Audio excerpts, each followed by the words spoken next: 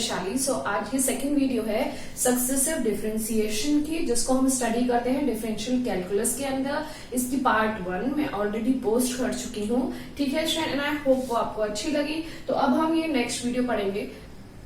इस video lecture में हम लोग स्टडी करेंगे कि सक्सेसिव डिफरेंशिएशन के चैप्टर में अगर हमें इस टाइप के क्वेश्चंस दिए जाएं जिसमें हमें nth डेरिवेटिव किसी भी गिवन वैल्यू का फाइंड करना है, दैट मीन्स किसी भी इक्वेशन का nth डेरिवेटिव अगर हमें फाइंड करना है तो उस nth डेरिवेटिव को हम किस तरीके से फाइंड कर सकते हैं, ठीक है। दूसरा पॉइंट यह है, जब nth डेरिवेटिव हम फाइंड करते हैं तो उसके लिए मैंने आपको प्रीवियस वीडियो में बताया था कि हमें 3 एप्लीकेशन का यूज करके nth डेरिवेटिव फाइंड कर सकते हैं, जैसे कि पार्शियल फ्रैक्शन हो गया, डी मोवरीज थ्योरम हो गया और ट्रिग्नोमेट्रिक ट्रांसफॉर्मेशन हो गया।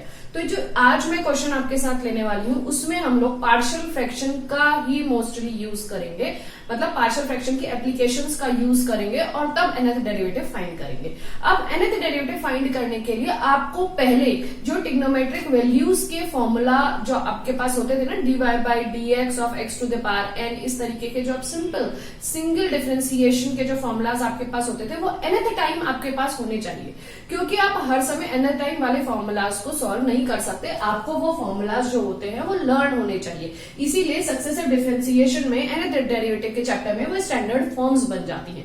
तो कुछ फॉर्मूलाज के nth डेरिवेटिव आपको लर्न होने चाहिए, उनको आप डायरेक्टली अप्लाई कर सकते हो। पार्शियल फ्रैक्शन भी आपको आना चाहिए ताकि आप समझ सको कि कोई भी जो टर्म आपको दी गई है उसको आप किस तरीके से पार्शियल फ्रैक्शन की मदद से डिवाइड कर सके, और जब वो उसकी सिंपलेस्ट फॉर्म में हो जाए और तब आप उनपे ये nth डेरिवेटिव का फॉर्मूला अप्लाई कर सकते हो। इन दोनों टेक्निक को कंबाइन करके फिर हम nth डेरिवेटिव वाले जो क्वेश्चंस हैं उनको सॉल्व करेंगे, ठीक है। तो हम डायरेक्टली स्टार्ट करते हैं स्टैंडर्ड फॉर्म से। मैं स्टैंडर्ड फॉर्म बता देती हूँ फर्स्ट आपको, इसलिए मैंने यहाँ 1 लिखा हुआ है। उसके बाद पार्शियल फ्रैक्शन के जितने भी फॉर्मूला है आप वो लिख लीजिएगा और फिर हम डायरेक्टली क्वेश्चन करेंगे nth डेरिवेटिव वाले, ठीक है स्टूडेंट। तो स्टार्ट करते हैं। देखिए nth डेरिवेटिव का जो फॉर्मूला है, मैंने यहाँ पे सारे फॉर्मूलाज नहीं लिए हैं, मैंने पहले 5 फॉर्मूलाज लिए हैं, ठीक है। जो ट्रिग्नोमेट्रिक रेशियोज वाले, साइन वाले, कॉस वाले जो फॉर्मूलाज हैं वो मैं नेक्स्ट वीडियो में लूंगी, जो मैं डी मोवरीज थ्योरम के क्वेश्चंस आपको पे बेस्ड क्वेश्चंस कराऊंगी, ठीक है ना। तो चलिए सबसे पहले हम समझते हैं, ये हमारा पहला फॉर्मूला है जिसमें हमें यहाँ पे d to the power n दिया। D to the power n मतलब हमें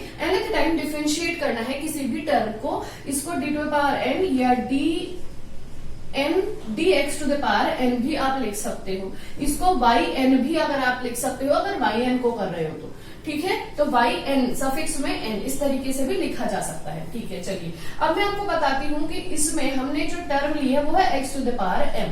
x to the power m को हमें nth टाइम डिफरेंशिएट करना है, ठीक है। तो जो कंसेप्ट बन के निकलता है या जो फॉर्मूला बन के निकलता है वो निकलता है m-1 m-2 so on m-n+1 x to the power m-n, ठीक है। तो ये आप कैसे समझ सकते हो, d/dx of x to the power n का जो फॉर्मूला था, जब आप पहली टाइम डिफरेंशिएट करते थे तो कैसे करते थे, ये n वाली टाइम यहाँ आ जाती थी, x to the power n-1 आ जाती थी।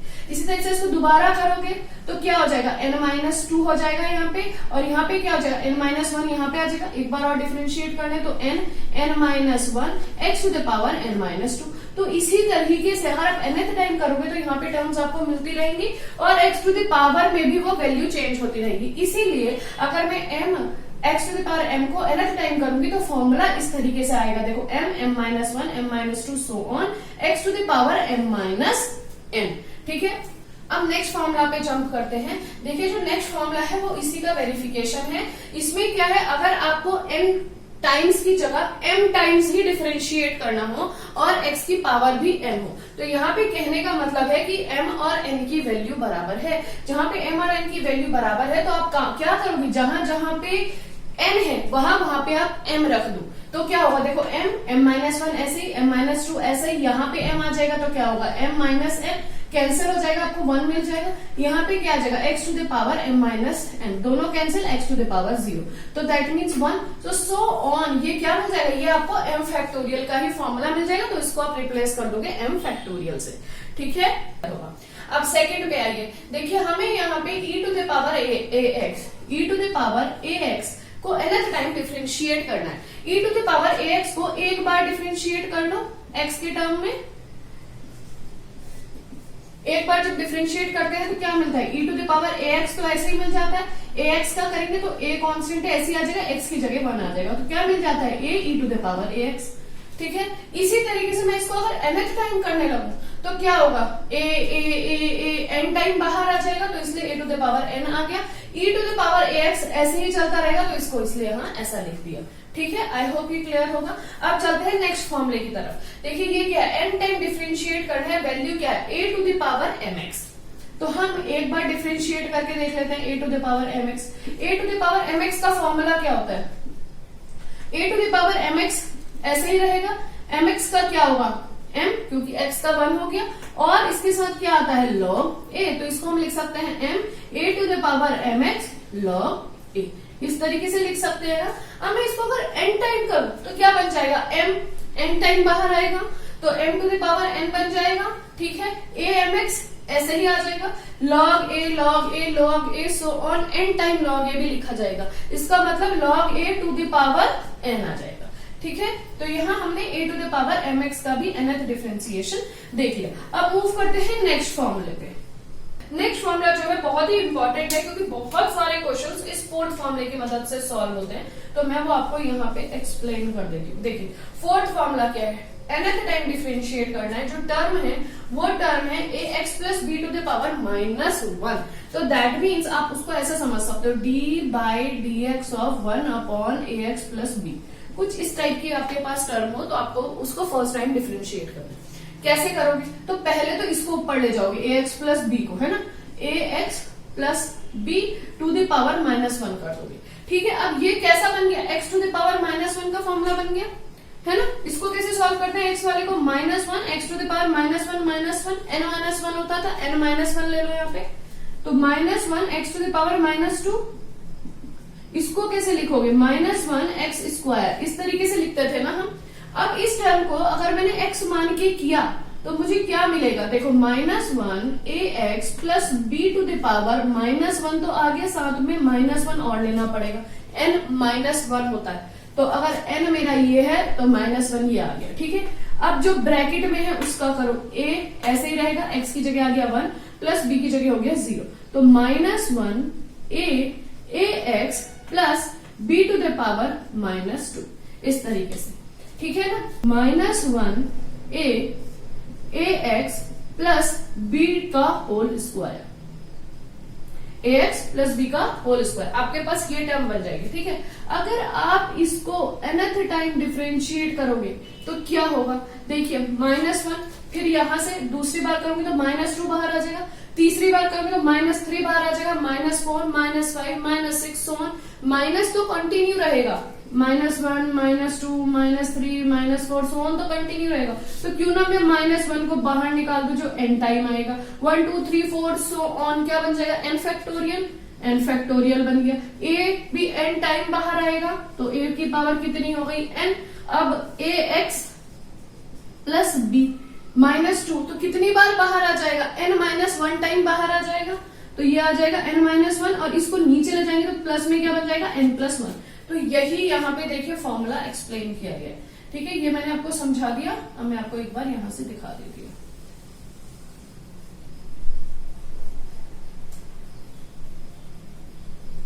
देखिए -1 to the power n a to the power n factorial आपको बाहर मिल जाएगा अगर आप इसको nth टाइम करोगे, और ब्रैकेट में आपको मिलेगा ax plus b to the power -n-1 time. अब इन दोनों में से माइनस कॉमन लोगे तो क्या बन जाएगा, माइनस कॉमन लोगे तो n+1 बनेगा, इसको डिनोमिनेटर में ले जाओगे तो ये टर्म तुम्हारी बन जाएगी ax plus b to the power n+1, ax plus b to the power n+1। तो ये जो फॉर्मूला है दिस इज वेरी इंपॉर्टेंट, क्योंकि मैक्सिमम क्वेश्चंस इससे सॉल्व होते हैं। ठीक है ना, ये चाहिए ही चाहिए होता है हमें, तो इसको अच्छे से लर्न कर लेना, लर्न करने से पहले एक बार आप सॉल्व करके देख लेना रफ। इसी पे ही इसी से ही रिलेटेड दूसरा एक फॉर्मूला आता है nth डेरिवेटिव, जिसमें हमें फाइंड करना है जब ax plus b to the ax plus b की पावर पॉजिटिव कोई भी वैल्यू हो, तो पॉजिटिव वैल्यू हमने इस बार शो कर दी m से। इसमें हमें 4 फॉर्मूले मिले हैं। पहला फॉर्मूला, अगर m आपका कोई भी पॉजिटिव इंटीजर हो, ठीक है, एम आपका कोई भी पॉजिटिव इंटीजर हो तो फॉर्मूला आपका ये बन के आता है m factorial upon m minus n factorial a to the power m, क्योंकि हम एम है इसकी पावर इस समय, a x plus b to the power m minus n. ठीक है, अब इसी में अगर मैं कहूं एम और एन बराबर है तो जहां जहां आपने एम लिखा है वहां वहां आप एम एन लिख के देख लो, n factorial n minus n factorial a to the power n a x plus b to the power n minus n, तो क्या होगा, पावर 0 हुई तो दैट मीन्स ये फुल टर्म 1 बन गई, ये फुल टर्म भी क्या बन गई 1 बन गई, तो हमें सिर्फ मिला n factorial a to the power N.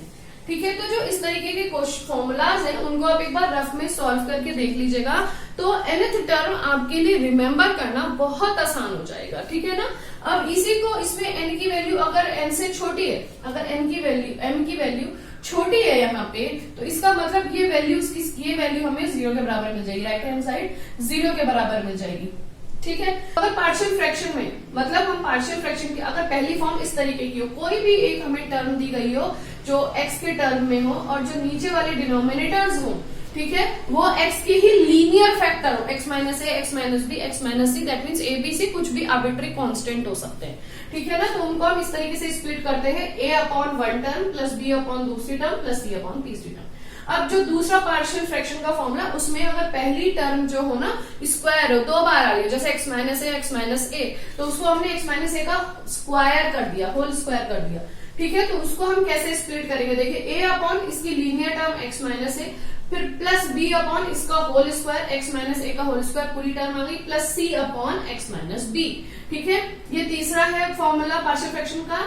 तो इसमें जो टर्म है पहली, उसमें जो पहला टर्म है लीनियर टर्म, उसका क्यूब है, x माइनस ए का होल क्यूब के फॉर्म में है पहली टर्म। दूसरी टर्म एक लीनियर टर्म है x माइनस बी, तो इस वाली पहली टर्म को हमें 3 बार लिखना होगा, जिसमें हम a upon x minus a लिखेंगे, b upon x minus a का square, c upon x minus a का क्यूब, प्लस चौथी term d upon x minus b. ठीक है, इसी तरीके से अगर आपकी टर्म पे ऐसी कोई टर्म है जिसमें 2 लीनियर फैक्टर्स हो या एक लीनियर फैक्टर हो और जो एक दूसरी टर्म आ रही है वो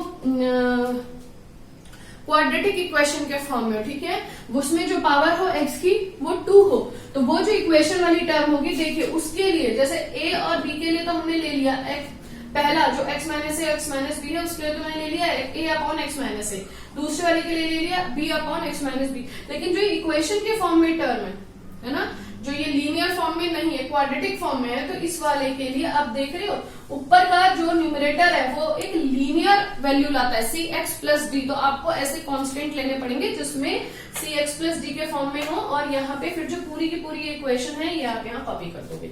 ठीक है, मतलब आपका जो फैक्टर है ये वाला फैक्टर आप यहाँ कॉपी कर दो। तो ये चारों फॉर्म्स आप लिख लो। अब मैं यहाँ पे आपको क्वेश्चन सॉल्व करवा रही हूँ। फोर्थ वाला ये है कि m की वैल्यू हम माइनस पी के बराबर रख दें, तो जहां जहां आपने m रखा है वहां वहां आप माइनस पी रख के देखिएगा तो आपको ये फॉर्मूला मिल जाएगा। ठीक है, तो हम अब डायरेक्टली पार्शियल फ्रैक्शंस की तरफ आते हैं। मैंने आपको काफी कुछ स्टैंडर्ड फॉर्मूलाज बता दिए। अब पार्शियल फ्रैक्शन के 4 फॉर्मूला होते हैं, आपको याद है तो वेल इट्स वेरी गुड। अब स्टूडेंट मैंने क्वेश्चन यहाँ लिख दिया है कि फर्स्ट क्वेश्चन है, हम 2 क्वेश्चन करेंगे। एक मैंने थोड़ा सिंपल वाला लिया है ताकि आपको पहले मैं बता सकूं पार्शियल फ्रैक्शन और फॉर्मूला किस तरह से अप्लाई करते हैं, और नेक्स्ट वाला थोड़ा डिफिकल्ट लेवल का लेंगे। ठीक है, तो चलिए स्टार्ट करते हैं। फर्स्ट क्वेश्चन में हमें यहाँ दिया गया if y is equals to this, y की वैल्यू किसके बराबर है, y is equals to 1 upon 1 minus 5x plus 6x square. y की वैल्यू ये है, मतलब y जो है फंक्शन ऑफ x है। फाइंड y, हमें yn की वैल्यू मतलब y का nth डिफरेंशियल कोफिशिएंट फाइंड करना है। तो that means dn dx to the power n y हमें फाइंड करना है। ठीक है, अब ये एक तरीका तो ये हो गया क्वेश्चन रिप्रेजेंटेशन का, और दूसरा तरीका क्वेश्चन इस तरीके से भी आ सकता है, find nth differential coefficient of इस टर्म का डिफरेंशियल कोफिशिएंट फाइंड करो। ठीक है, तो किसी भी तरीके से आपको एग्जाम में क्वेश्चन मिल सकता है। अब देखिए, हमें सबसे पहले जब हमें स्टार्ट करना है क्वेश्चन, तो हमें देखना है क्या हम इसको डिफरेंशिएट कर सकते हैं। अगर हम इसे डिफरेंशिएट नहीं कर सकते तो हमें इसको सिंपलर फॉर्म में लिखना है, और सिंपलर फॉर्म में लिखने के बाद फिर हम nth डिफरेंशियल के फॉर्मूलाज इसमें अप्लाई करेंगे। सो स्टूडेंट, पहले हम ये डिनोमिनेटर वाली टर्म को सिंपलर कर लेते हैं। वो तो आपको पता होगा इसके फैक्टर्स फाइंड करना, तो मैं यहाँ पे इस टर्म को लिख देती हूँ प्रॉपर फॉर्म में। सो 6x स्क्वायर माइनस 5x आप देख रहे हो प्लस 1 है, तो आप समझ सकते हो कि सेंट्रली टर्म को हमें इस तरीके से स्प्लिट करना हो ताकि ये इन दोनों के फैक्टर्स के फॉर्म में है। तो 6x square minus 3x minus 2x plus 1, इसको हम इस तरीके से स्प्लिट कर सकते हैं। अब कॉमन निकाल दीजिए इन दोनों टर्म्स में से वैल्यूज, तो इसमें से 3x अगर मैं कॉमन लूं तो बन जाएगा 2x माइनस का 1, इसमें से माइनस 1 कॉमन लूं तो 2x माइनस 1 मिलेगा। तो 3x माइनस 1 एक फैक्टर हो गया, 2x माइनस 1 एक फैक्टर हो गया। अब इस पूरी टर्म को हम इस तरीके से लिख सकते हैं 3x minus 1 and 2x minus 1 के फॉर्म में। ठीक है, समझ में आ गया। अब देखो यहाँ पे हम इसको किस तरीके से यूज करेंगे पार्शियल फ्रैक्शन की फॉर्म में, तो इसको हम लिख सकते हैं 1/3x minus 1 2x minus 1। Partial fraction यहाँ पे यूज करते हैं ना, तो मैंने पार्शियल फ्रैक्शन का तुम्हारा को फर्स्ट फॉर्म बताई थी जब हमारे पास फॉर्म इस तरीके से px upon x minus a x minus b के फॉर्म में, जिसको हम लिख सकते हैं a upon x minus a plus b upon x minus b, इस तरीके से यूज कर सकते हैं ना पहला स्टैंडर्ड फॉर्म यूज करके पार्शियल फ्रैक्शन की।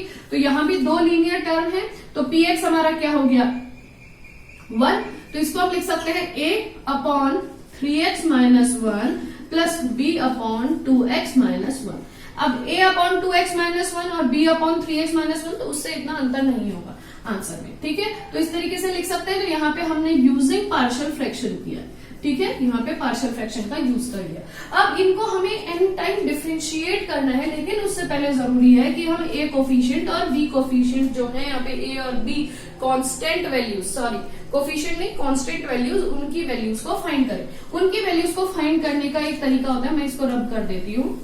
ठीक है, उनकी वैल्यूज का फाइंड करने का एक तरीका होता है ताकि आप इन दोनों को मल्टीप्लाई करके एलसीएम लेके और फिर इक्वेट करें। एक तरीका तो ये होता है। एक तरीका आप सिंपली क्या कर सकते हो, अगर आपको एक ही टर्म फाइंड करनी है तो एक ही टर्म जो है 3x माइनस 1 को 0 से इक्वेट करो, x की वैल्यू निकाल लो, इसमें 1/3। हमारे पास ये दोनों ये पूरी टर्म दी गई है, जिसमें हम क्योंकि इस टर्म को लेके चले तो इस टर्म को यहाँ हम हाइड कर देंगे, क्योंकि अगर x की वैल्यू 1/3 यहाँ रखी तो ये 0 हो जाएगा, जिससे हम आंसर नहीं फाइंड कर पाएंगे। तो ये हिस्से को हमने कर लिया हाइड। अब यहाँ पे जो बचा है 1/2x माइनस 1, इसमें आप x इक्वल टू 1/3 रख दो, तो 1/2 इंटू 2/3 आ गया।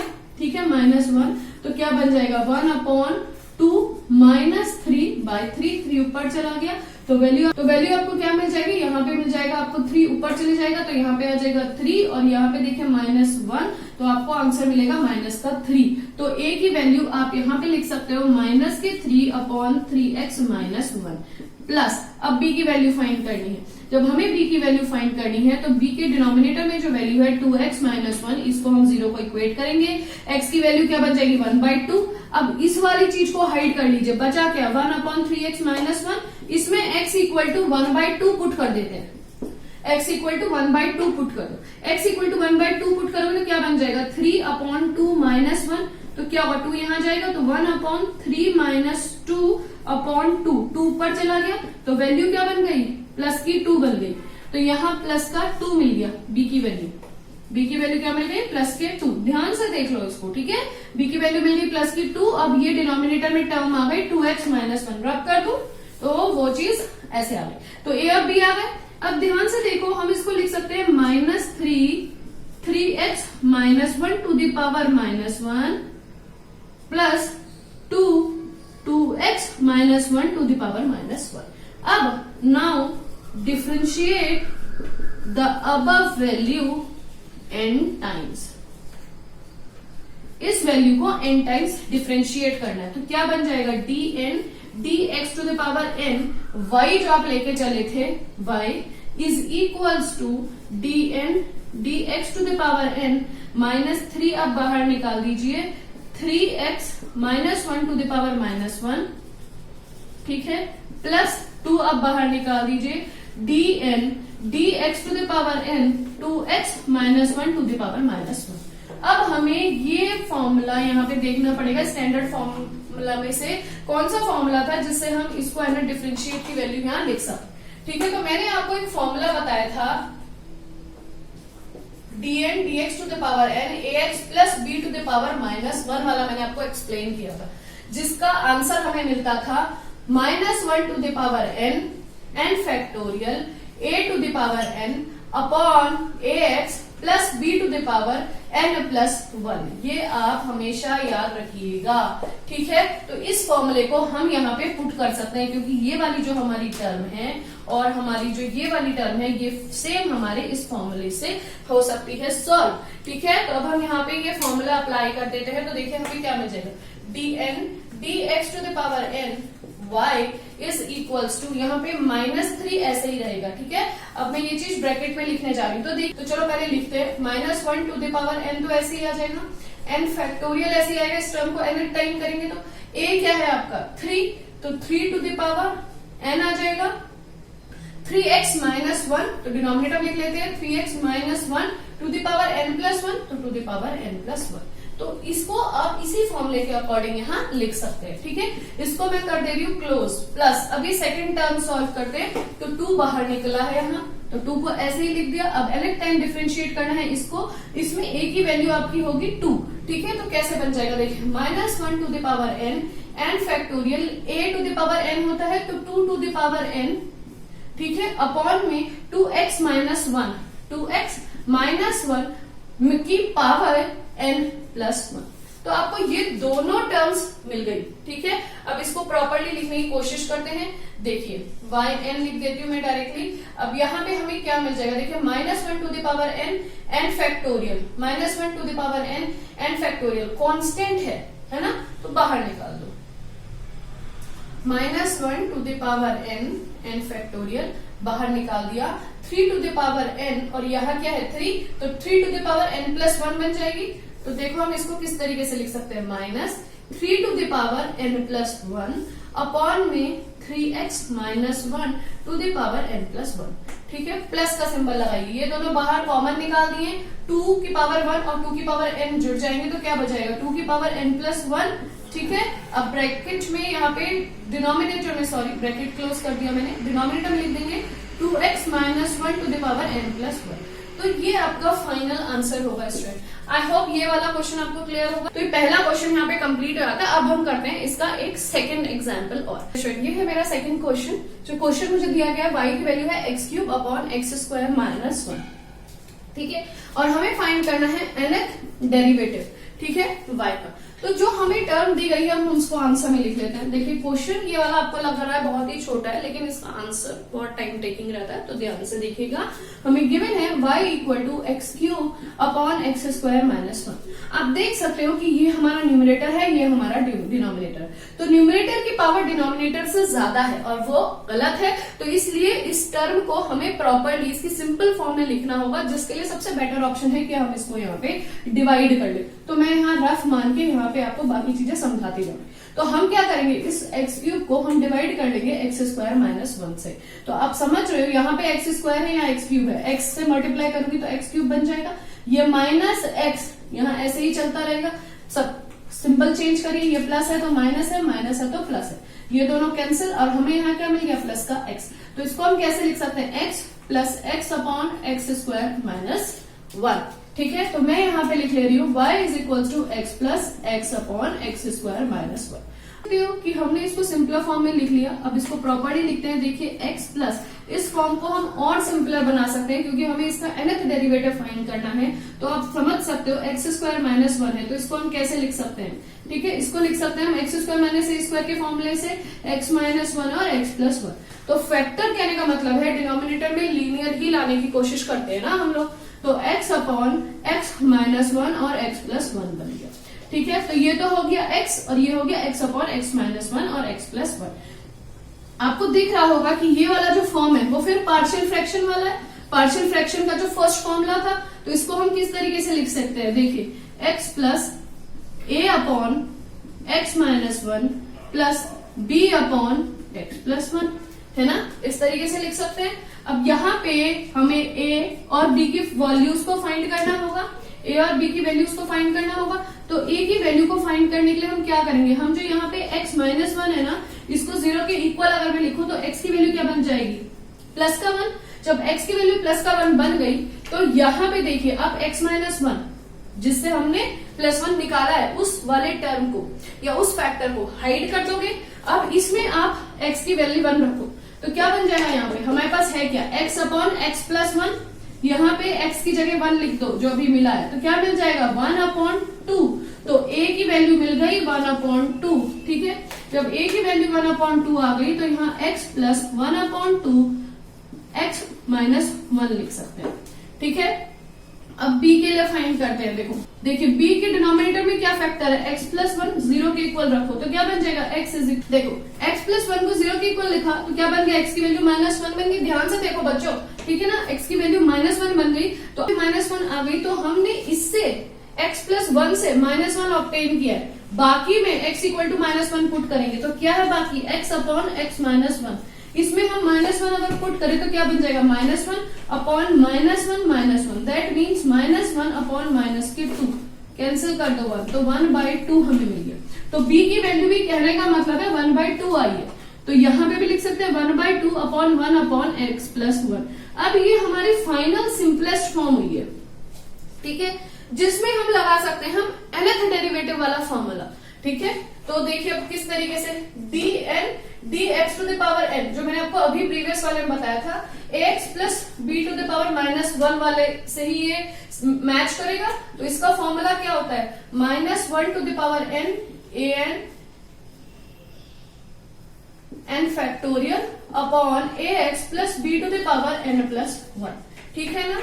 तो अब यहाँ पे इसको सॉल्व करके लिखते हैं, इसको हम 1 टर्म कर देते हैं, इस इक्वेशन, इस वैल्यू को हम 1 टर्म कर देते हैं और लिख देते हैं डिफरेंशिएटिंग इक्वेशन 1 n टाइम्स, ठीक है। इसको n टाइम हमें डिफरेंशिएट करना है, तो क्या फॉर्मूला बन जाएगा, देखिए yn, लेफ्ट हैंड साइड में y है तो yn, ये बन जाएगा dn dx to the power n x, ये तो 0 ही हो गया, प्लस 1/2 बाहर निकाल दो, ये जो कांस्टेंट वैल्यू 1/2 बाहर निकाल दो, तो dn dx to the power n x minus 1 to the power -1 बन जाएगा।